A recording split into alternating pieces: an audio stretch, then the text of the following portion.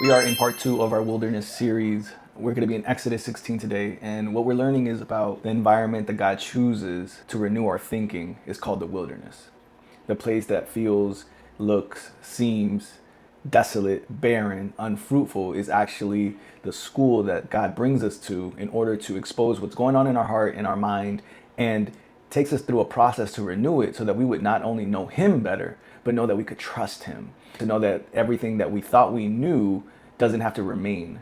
He's getting Egypt out of us. He's getting the slave mentality out of us. And the way that He chooses to do that is through the wilderness. Recap, we were in Exodus 15. The Israelites were freed from Pharaoh's grip, from slavery. God opened up the Red Sea. They walked on dry land. They get to the dry land and they are just celebrating until they got thirsty. Just like us, we get saved, we get delivered, and we're just praising God until there's something missing. And they were led to this place called Mara, full of bitter waters, and they complained to God. In their complaint, God did not rebuke them, God provided for them. God demonstrated who He was by turning what was once bitter sweet. From there, we see that they go onto this place called Elim, and this place has wells and shade, and they rested, letting us know that after the testing, there is abundance. After the trial, after the hardship, it is not God's intention for us to remain in that place, but to move on to reward. We're learning how God uses that in our life to teach us to renew our mind. And so we're in Exodus 16 now. And mind you, the time frame is about 6 weeks after deliverance, about a month and a half after they leave Egypt, are delivered from Egypt. The text picks up and says, "And they journeyed from Elim, and all the congregation of the children of Israel came to the wilderness of Sin," or came to the desert called Sin. It's a play on words. It's not sin as missing the mark, but sin as short for Sinai, a place of revelation. So they were leaving the place of rest, going to the place of revelation, which is between Elim and Sinai, on the 15th day of the second month after they departed from the land of Egypt. Then the whole congregation of the children of Israel complained against Moses and Aaron in the wilderness. When we're in the wilderness, it's easy to complain. And the children of Israel said to them, "Oh, that we had died by the hand of the Lord in the land of Egypt, when we sat by our pots of meat, and when we ate bread to the full. For you have brought us out into the wilderness to kill this whole assembly with hunger." Freedom happens in a moment. Renewal is a process. We see the Lord leading, because this whole time they're just going where God is leading them to. And God keeps leading them to these places like Mara, Elim, and now in between Sinai, in the desert of Sin. He led them there. God wants them to be there. God wants us to be in certain environments that do not make sense to us, that make us feel uncomfortable. He's doing it to show us something. He's teaching us something. The first thing they say is, "If only we died in Egypt, where we sat around pots of meat and ate everything we wanted." You ever been in a toxic relationship or a bad workplace situation, and once you leave and you don't have a job, you say, "Man, at least the pay was stable. At least I got my 40 hours." And that's what's happening here, is they are selectively choosing to remember the benefit of slavery, the benefit of before God, and holding it and romanticizing it even. And we do that. Once we find ourselves in a space that we don't understand, that feels uncomfortable, that feels like we feel abandoned, we start remembering and start romanticizing what once was. And we start giving it more value, though those were the very things we were asking God to deliver us from. And that starts coming to the surface in the wilderness. Why? Because pressure edits memories. Once we feel pressure, it distorts our present and it distorts our memory of the past. Israel started complaining because they forgot about the whips. They forgot about they had to kill all their kids. They forgot about them beating them mercilessly. They forgot about being despised in the land. They forgot about all those things, and all they remembered was they gave us food.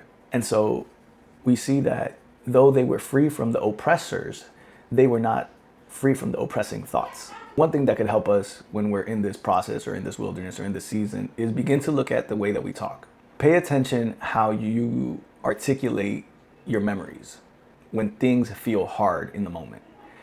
Take a moment to think, man, why do I keep saying that I want to go back? If when I was there, I was depressed. When I was there, I was scared. When I was there, I was angry. Our words often reveal our mindset.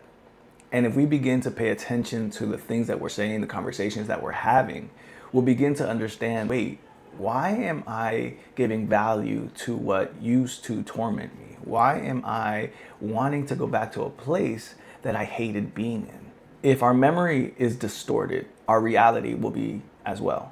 And so they are complaining to Moses and Aaron, you brought us out here to starve us. And what I find when you really look at it, the issue wasn't food, it was control. They didn't like that they did not know when their next meal was going to come or how it was going to come. See, Egypt, slavery, being in sin, being in the world was cruel, but it was predictable. I knew if I did X, Y, and Z, this would happen. I knew, right? And now they're in this place, they're in this wilderness where it's like, no, this predictability, this I know what to do, or I know how to get my own way. If I have to lie, cheat, steal, I could do that. But now they're in this place, we are in this place where it's like, no, now I have to depend on God. In the wilderness, you'll find that provision only comes from God. So, how do you know you're in the wilderness? Well, does God remove things in your environment that trained you to depend on them? It's not that God wants you to suffer, it's that he wants you to learn to depend on him. And until those things are removed out of your life, you won't have a reason to. We love control. We love knowing what's going to happen. We love being able to decide. But the thing about faith in Jesus, the thing about faith in God is that we have to give up that control for dependence. We no longer have this right to keep hold of things and understand everything. Not that those things are necessarily bad in itself. It's just that there is a way that God wants us to live, and it's by faith, not by sight. How can we apply this? If we change our thinking from uncertainty equaling abandonment and start looking at it as uncertainty equals an invitation to dependence, things will begin to shift in how we relate to God. Because no longer is me not knowing scary or I automatically think that I've done something wrong. Now uncertainty is just this opening that I have now to say, God, I may not know, I don't understand, but I'm trusting in you. Pay attention how you articulate your memories when things feel hard in the moment. Take a moment to think, man, why do I keep saying that I want to go back? If when I was there, I was depressed. When I was there, I was scared. When I was there, I was angry. Our words often reveal our mindset. And if we begin to pay attention to the things that we're saying, the conversations that we're having, we'll begin to understand, wait, why am I giving value to what used to torment me? Why am I wanting to go back to a place that I hated being in? If our memory is distorted, our reality will be as well. And so they are complaining to Moses and Aaron, you brought us out here to starve us. And what I find when you really look at it, the issue wasn't food, it was control. They didn't like that they did not know when their next meal was going to come or how it was going to come. See, Egypt, slavery, being in sin, being in the world was cruel, but it was predictable. It says, in the evening you will know that it was the Lord who brought you out. He has heard your grumbling against him. In other words, he's saying, hey, it's God that delivered you. It's God that freed you. It's God that saved you. And you're complaining to me, but really who you are complaining about is him. When we complain or grumble about anything or anyone in authority, whether it's the president, parents, friends, spouses, bosses, we are not complaining about them. We're complaining about God because God, why would you let them do this? God, why would you let them in office? God, why would you let me marry them? God, why would you let them bring around me? It's at the heart of hearts what we're saying, because God, you're all powerful, all knowing. Why would you do this? So the wilderness, what the wilderness is doing, what this environment is doing, is it's teaching us what we really believe about God. Once the pressure hits, now the truth about who I think and believe that God is, because see, in a beautiful circumstance, I'm not going to say, God, I don't trust you. But when I don't know where I'm going and it feels like I'm going to die, everything that I try to hide behind a smile and just good thinking, it begins to crumble. And that's the place God wants us to be at. Why? Because it is in that place that he could show out and show you who he really is. That's why do not fear the wilderness. Embrace it. These people, us, right, the Israelites, they were just singing, God saved us. And now 6 weeks later, God is trying to kill us. God hates us. We are the same way. When life starts tightening up, right, when people start leaving, resources start leaving, lack starts appearing, do we assume God is neglecting us? Or do we assume he's faithful? So one thing that I've learned to do when I find myself in these situations, because it's so easy to choose the worst, right? I don't know about you, but my mind goes to the worst case scenario every single time by nature, by my corruptness. But just because I think it doesn't mean I have to speak it.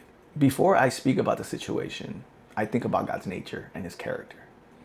And while the situation and the circumstance may be eerie, may be dark, may be logically crazy, I think about who God is. I think about his faithfulness, his love for me, his power, his strength, his provision.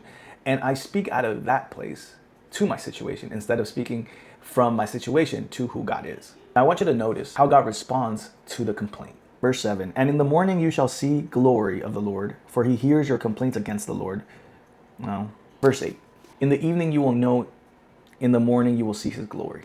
In the evening he will send quail, which brings immediate relief. And in the morning, though, brings manna, daily dependence. God has no problem meeting your urgent needs, but he begins to reshape our thinking through daily provision. I know me, I want it all so I could hoard it, so I don't have to wait, so I don't have to trust, so I don't have to depend, so I can have this assurance outside of me trusting him that everything's going to be all right. Why do we hoard? Why do we want all the answers right now? Because I don't want to have to trust him tomorrow. The wilderness is never punishment, it's training. And sometimes what we often look for is the glory of God in the miracle of the parted seas, right? Walking on dry land. But the glory of God is also in the daily bread, in the daily dependence and provision that he brings. So remember, deliverance may change your location, but it's the wilderness that changes your mind. Freedom sometimes feels unsafe before it feels secure. Predictability feels safer than the promise, but it's when we trust in him, but when we trust in God, in the place of uncertainty, in the place of the wilderness, that's where sons and daughters are formed. That's where true dependence and faith take shape and hold of our heart. God in this context did not rebuke the Israelites for complaining or grumbling because they were still immature. They still didn't know him. And understand that there is seasons in our life where God isn't going to get angry for us necessarily complaining or grumbling, because he understands that we're immature. He understands that we don't know any better. He understands that we have certain mindsets that haven't been dealt with. And that's what the wilderness is for. Do not waste a wilderness season, because your greatest breakthrough comes from that place. Stay tuned for part 3.